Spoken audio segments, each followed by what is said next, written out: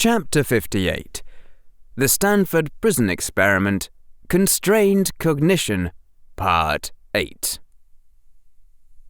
In darkness absolute, a boy stood holding his wand to the solid metal wall of Azkaban, saying a magic that only 3 other people in the world would have believed possible, and that none save he alone could wield.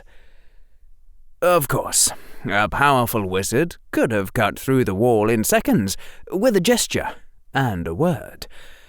For an average adult, it might have been a matter of a few minutes' work, and afterward they would have been winded.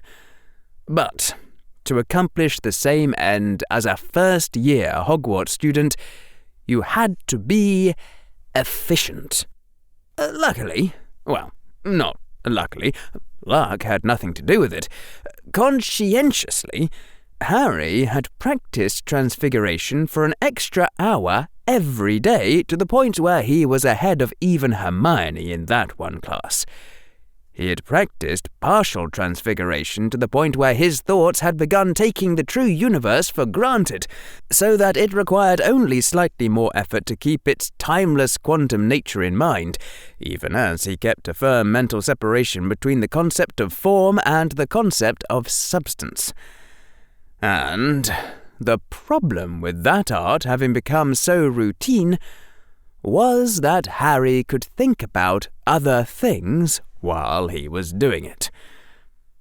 Somehow, his thoughts had managed to not go there, to not confront the obvious, until he was faced with the prospect of really, actually doing it in just a few minutes. What Harry was about to do was dangerous. Really dangerous. Someone might actually genuinely get killed dangerous. Facing down 12 Dementors without a Patronus charm had been scary, but merely scary. Harry could have cast the Patronus charm, would have cast it as soon as he thought he was in danger of not being able to do so, as soon as he felt his resistance beginning to fail. And even if that hadn't worked, even so, unless the Dementors had been instructed to kiss anyone they found, failure shouldn't have been fatal. This was different. The transfigured Muggle device could explode and kill them. The interface between the technology and the magic could fail in any number of ways and kill them. The auras could get in a lucky shot. It was just, seriously dangerous. Harry had caught his mind trying to argue itself into believing that it was safe. And sure, the whole thing could work, but even leaving out that rationalists weren't ever allowed to argue themselves into things, Harry knew he couldn't possibly have argued himself into estimating less than a 20% possibility of dying. "Lose," said Hufflepuff.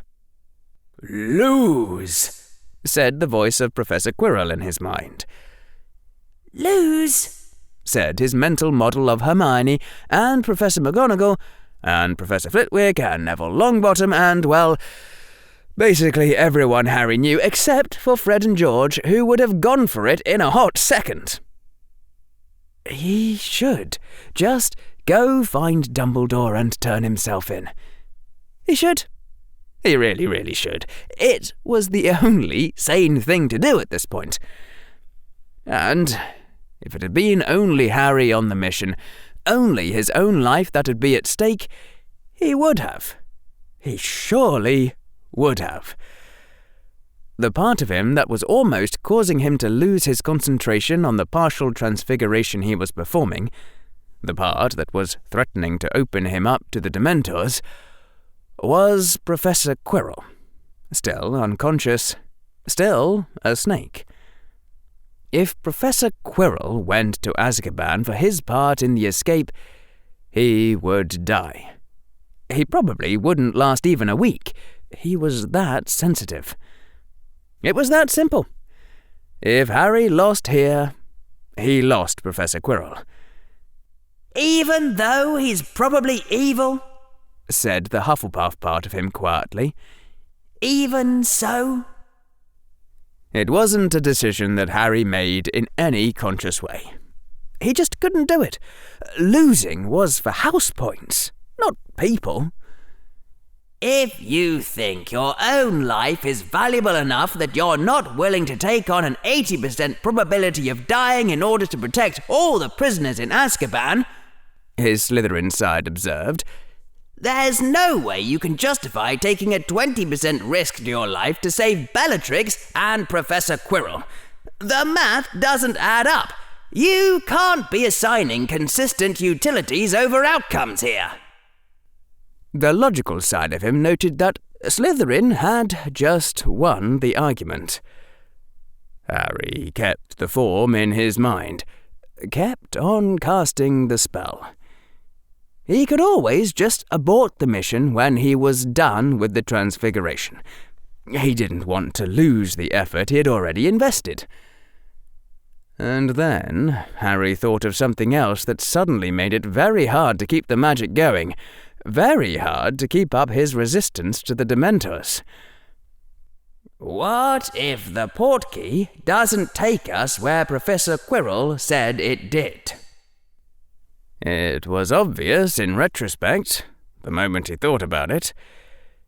Even if the planned escape went completely right, even if the Muggle device worked and didn't explode and didn't interact badly with the mated magic item, even if the auras didn't get in a lucky shot, even if Harry made it far enough away from Azkaban to use the portkey, there might not be a psychiatric healer at the end of it. That was something Harry had believed when he'd trusted Professor Quirrell, and he'd forgotten to re-evaluate it after Professor Quirrell was no longer to be trusted. "You can't do this," said Hufflepuff. "At this point, we're talking mere stupidity." Cold seemed to spread through the room, but Harry kept the transfiguration going, even as his resistance against the Dementors faltered. "I can't lose Professor Quirrell." "He tried to kill a police officer," said Hufflepuff. "You already lost him in that moment. Bellatrix is probably just what everyone thinks she is. Just take your cloak back, go find Dumbledore, and tell him you were tricked." "No," thought Harry desperately. "Not without talking to Professor Quirrell. There might be an explanation. I don't know. Maybe he was standing far enough away from my Patronus that the Dementors got to him. I don't understand. It doesn't make sense on any hypothesis. Why would he do that? I can't just..." Harry turned his mind away from that chain of thought before it completely broke his resistance to the fear, because he couldn't think of feeding Professor Quirrell to Dementors whilst staying resolved against death. It was a cognitive impossibility. "Your reasoning is artificially impaired," observed the logical part of him calmly. "Find a way to unimpair it." "All right, let's just generate alternatives," Harry thought. "Not choose, not weigh, certainly not commit. Just think about what else I might be able to do besides the original plan." Harry went on cutting the hole in the wall. He was using partial transfiguration on a thin cylindrical shell of metal, 2 meters in diameter and 0.5 millimeter thick, running all the way through the wall. He was transfiguring that 0.5 millimeter thickness of metal into motor oil.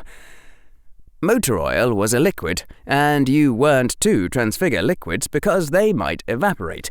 But he and Bellatrix and the snake all had bubblehead charms, and Harry would cast Finite on the oil immediately after, dispelling his own transfiguration. As soon as the separated and lubricated hunk of metal slid out of the wall and onto the floor of their cell, he'd slanted it so gravity would pull it in once the transfiguration was done. If Harry and Bellatrix didn't exit on his broomstick through the resulting hole in the wall, Harry's brain suggested that he could try to transfigure a surface cover over the hole in the wall, leaving a space for Bellatrix and Professor Quirrell to hide in, wearing the cloak, while Harry turned himself in, and Professor Quirrell would eventually wake up and he and Bellatrix could try to figure out how to escape Azkaban on their own. It was, first of all, a dumb idea, and second, there would still be a huge hunk of metal on the floor of the cell which would give it away. And then Harry's brain saw the obvious. Let Bellatrix and Professor Quirrell use the escape route you invented. You stay behind and turn yourself in. Bellatrix and Professor Quirrell were the ones whose lives were at stake. They were gaining, not losing, from taking the risk. And there was no reason. No sane reason at all for Harry to go with them. A calm came over Harry as he thought it. The cold and darkness that had been wavering around the fringes of his mind retreated. Yes, that was it. That was the creative, outside-the-box route. That was the hidden third alternative. The falseness of the dilemma was obvious in retrospect. If Harry turned himself in, he didn't have to turn in Bellatrix and Professor Quirrell. If Bellatrix and Professor Quirrell took a dangerous escape route, Harry didn't need to go with them. Harry didn't even need to face the embarrassment of admitting he had been tricked, if he ordered Bellatrix to remove the memory. Everyone would just assume he'd been kidnapped, including Harry himself. Admittedly, there was no plausible reason why the Dark Lord would ever ask Bellatrix to do that, but Harry could simply smile and tell Bellatrix she wasn't allowed to know, and that would be that. Her Aura team had gotten around 3/4 of the way down Azkaban, as had the other two teams on the other two spirals. Amelia was feeling tenser already. Though she was betting on the criminals hiding on the second to lowest floor, part of her wished Dumbledore had thought to check that specific floor more carefully, and part of her was glad he hadn't. And then there was a distant sound, like a tiny tink noise coming from far away, like a very loud sound, coming from the second to lowest floor, say.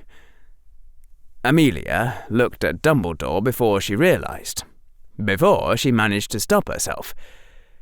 The old wizard shrugged, gave her a small smile, said, "Since you asked it, Amelia," and went off again. "Finite incantatem," Harry said to the oil coating the giant chunk of metal on the floor. He hardly heard himself speak. His ears were still ringing from the gigantic thud of the solid metal sliding out of the wall and falling. He should have put up a quieting charm in retrospect, though that wouldn't have stopped the noise from spreading through the solid metal floor. And then Harry said it again. "Finite incantatem," to the oil coating the 2-meter hole in the wall, spreading the effect wider. It was his own magic Harry was cancelling, which made the spell almost effortless. Harry was feeling a bit tired now, but that was the last use of magic he would need.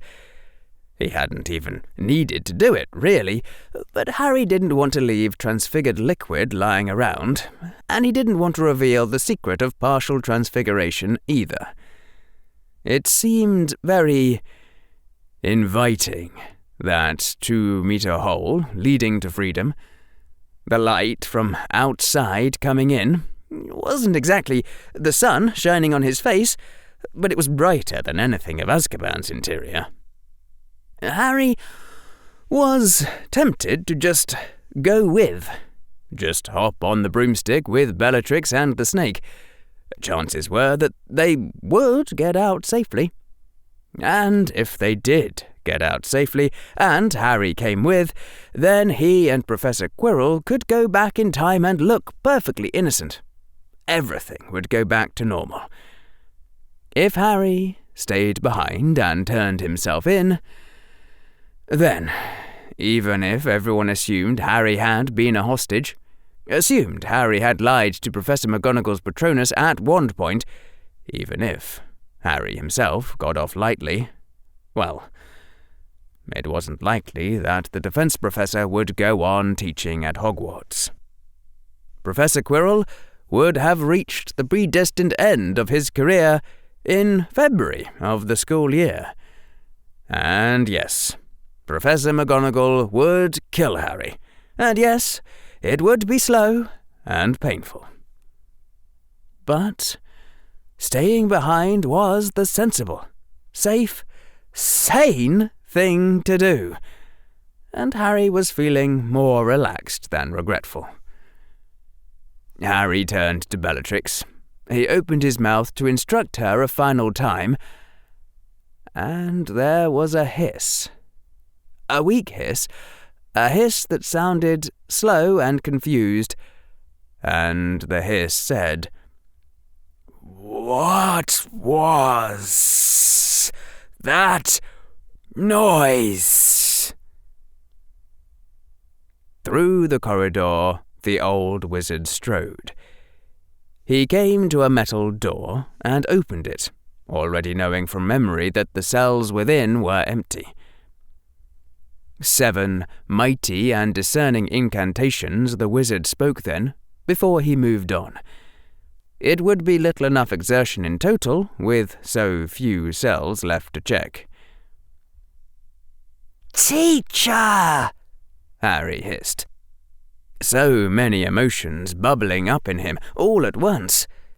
He knew, though he could not see, that the green snake around Bellatrix's shoulders was slowly lifting its head to look around.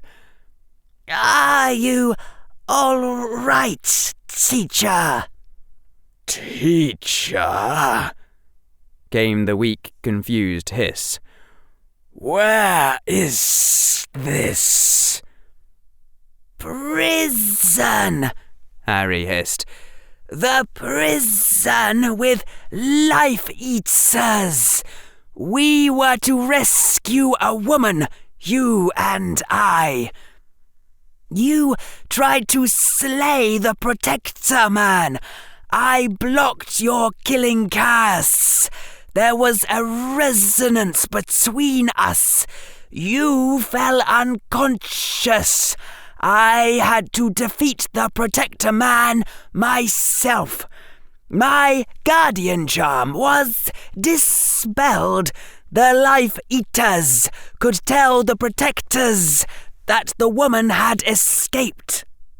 There is someone here who can sense my guardian charm, probably the schoolmaster, so had to dispel my guardian charm, find different way to hide you and the woman from life-eaters without guardian charm, learn to protect myself without guardian charm, scare off life-eaters without guardian charm, then devise new escape plan for you and the woman, and finally cut hole in thick metal wall of prison, even though I am only first-year student.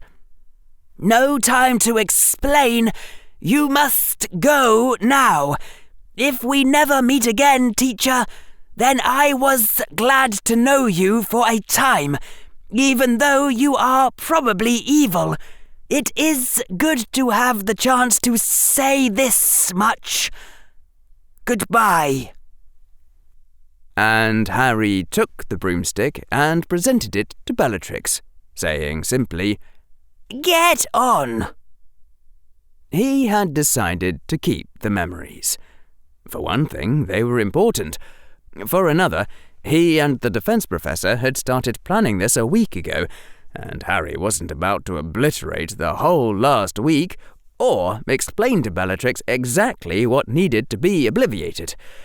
Harry could probably fool Veritaserum, and if Dumbledore insisted that Harry drop his occlumency shields for a deeper examination, well, Harry had acted heroically throughout. "Stop," said the snake. Its voice was stronger now. "Stop! Stop! Stop! What do you mean, goodbye?"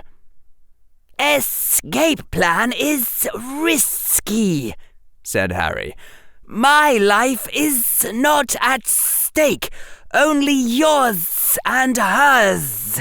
So I am staying, turning myself in." "No," said the snake. The hiss was forceful. "Must not permitted." Bellatrix mounted the broomstick. Harry could sense, but never see, her head turning to look at him. She said no word, awaiting him, perhaps, or merely awaiting his orders. "No longer trust you," Harry said simply. "Not since you tried to slay the Protector Man." And the snake hissed. "I did not seek to slay the Protector Man. Ah, you fool boy! Slaying him would not make sense, evil or no." The Earth ceased to turn on its axis, paused in its orbit around the sun. The snake's hiss was now more furious than anything Harry had ever heard from the human Professor Quirrell. "Slay him? Had I sought to slay him, he would have been dead within seconds, fool boy! He was no match for me. I sought to subdue, to dominate, force him to drop shields upon his mind, needed to read him, to know who awaited his reply, learn details for memory's spell." "You cast killing curse." "Knew he would dodge." "Was his life worth so little? What if he did not dodge?" "Would have pushed him out of the way with own magic, fool boy." Again the pause in the planet's spin. Harry hadn't thought of that. "Witless dunce of a plotter," hissed the snake, so angrily that their hisses seemed to overlap and slither over each other's tails. "Clever imbecile, cunning idiot, fool of an untrained Slytherin, your misplaced mistrust has ruined." "This is not a fair time to argue," Harry observed mildly. The surge of relief trying to flood through him was cancelled by the increased tension. "Since I cannot get angry at you properly without opening myself to life-eaters, must rush, someone may have heard noise." "Explain escape plan," the snake said imperiously. "Swiftly." Harry explained. Parseltongue didn't have words for the Muggle technology, but Harry described the function, and Professor Quirrell seemed to understand. There were a few short hisses, the snakish equivalent of a bark of surprised laughter, and then snapped commands. "Tell woman to look away. Cast spell of silence. Set guardian charm outside door. Will transform myself. Make few swift improvements to your invention. Give woman emergency potion so she can shield us. Transform back before you dispel charm. Plan will be safer then." And am I to believe," Harry hissed, "that healer for woman truly awaits us?" "Use sense, boy. Suppose I am evil. To end use of you here is obviously not what I planned. Mission is target of opportunity invented after saw your guardian charm. Whole affair meant to be unnoticed, hid when left eating place. Obviously, you will see person pretending to be healer on arrival. Go back to eating place afterward. Original plan carries on undisturbed." Harry stared at the invisible snake. On the one hand, saying it like that made Harry feel rather dumb, and on the other hand, it wasn't exactly reassuring. "So," Harry hissed, "what is your plan for me precisely?" "You said no time," came the snake's hiss. "But plan is for you to rule country, obviously. Even your young noble friend has understood that by now. Ask him on return if you wish. We'll say no more now. Is time to fly, not speak." The old wizard reached out toward another metal door, from behind which came an endless dead mutter. "I'm not serious. I'm not serious. I'm not serious." The red golden phoenix on his shoulder was already screaming urgently, and the old wizard was already wincing when another cry pierced the corridor, phoenix-like, but not the true phoenix's call. The wizard's head turned, looked at the blazing silver creature on his other shoulder, even as the ephemeral and substanceless talons launched the spell entity into the air. The false phoenix flew down the corridor. The old wizard raced off after, legs churning like a spry young man of 60. The true phoenix screamed once, twice, and a third time, hovering before the metal door, and then, when it became clear that its master would not return for all its calling, flew reluctantly after. Professor Quirrell had assumed his true form, this time. Polyjuice only lasted for an hour without redosing, and though the defense professor was pale, leaning against the metal bars of the nearest cell, his magic was strong enough to seize his wand without a word, even as Bellatrix doffed the cloak and placed it obediently in Harry's waiting hand. The sense of doom was building once more, though not in full force, as the defense professor's power returned, the fringes of its vast force clashing with Harry's slight, childish aura.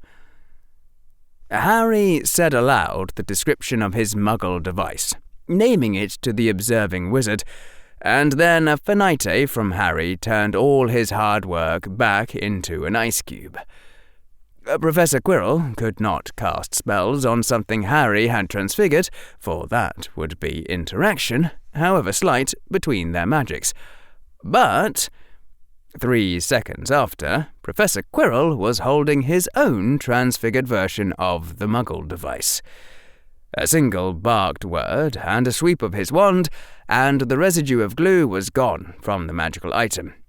3 more incantations later, the magical and technological were fused together as though into a single thing, and charms of unbreakability and flawless function had been cast upon the Muggle device. Harry felt a lot better about doing this under adult supervision. A potion was thrown to Bellatrix, and Professor Quirrell and Harry both commanded, "Drink!" as though speaking in the same voice. The emaciated woman had already been lifting it to her lips without waiting, for it was evident to anyone that this snake animagus was a servant of the Dark Lord and a powerful and trusted one. Harry finished pulling the hood of the cloak of invisibility over his head. A brief and terrible magic lashed out from the defense professor's wand, scouring the hole in the wall, scarring the huge chunk of metal that lay in the room's midst, as Harry had requested, saying that the method he'd used might identify him. "Left-hand glove," Harry said to his pouch, and drew it forth and put it on. A gesture from the defense professor made a harness appear upon Bellatrix's shoulders, and another, smaller cloth device upon her hand, and something like handcuffs on her wrists, even as the woman finished drinking the potion. A strange, unhealthy colour seemed to come over Bellatrix's pale face. She straightened. Her sunken eyes seemed brighter and far more dangerous. Small wisps of steam were coming out of her ears. Harry decided not to think about that part.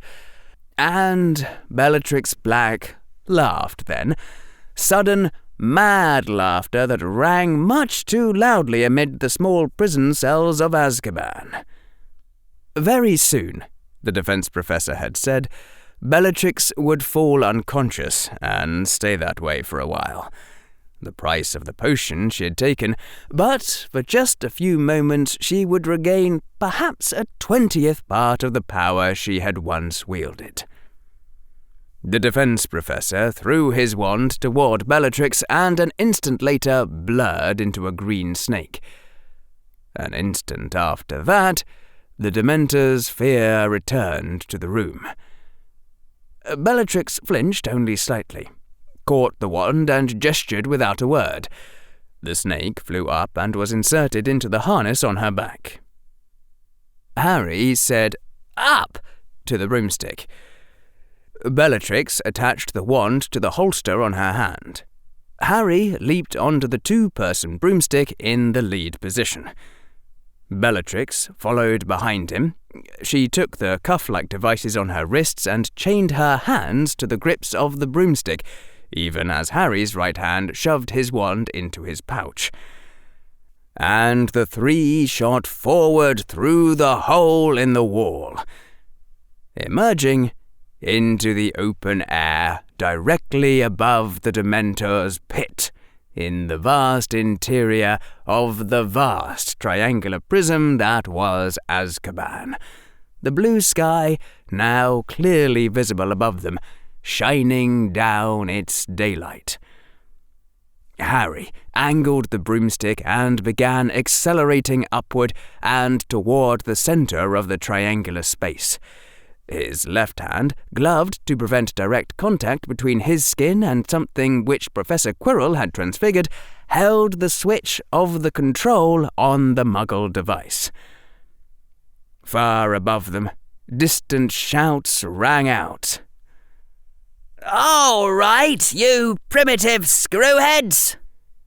Auras on fast racing broomsticks angled out of the sky, diving straight down toward them, faint sparks of light already blazing downward as the first shots were fired. "Listen up! Protego Maximus!"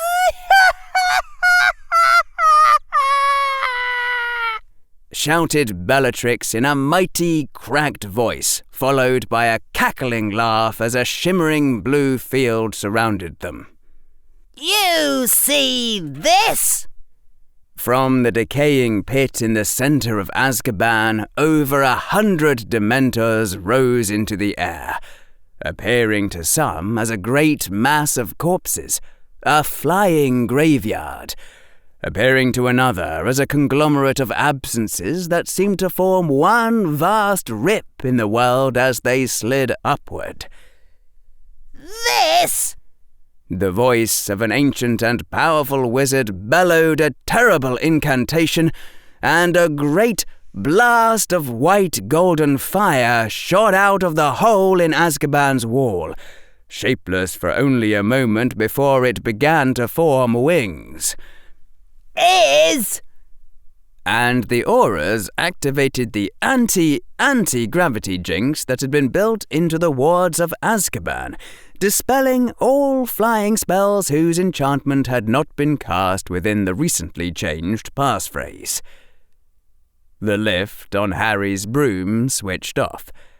Gravity, on the other hand, stayed on. Their broom's upward rise slowed, started to decelerate, began the process of turning into a fall. My! But the enchantments that kept the broom pointed in a direction and allowed steering, the enchantments that kept the riders attached and somewhat protected them from acceleration, those enchantments were still functioning. Broomstick! Harry hit the ignition switch on the General Technics made Model Berserker PFRC N-Class ammonium perchlorate composite propellant solid fuel rocket that had been mated to his Nimbus X200 two-person broomstick. And there was noise.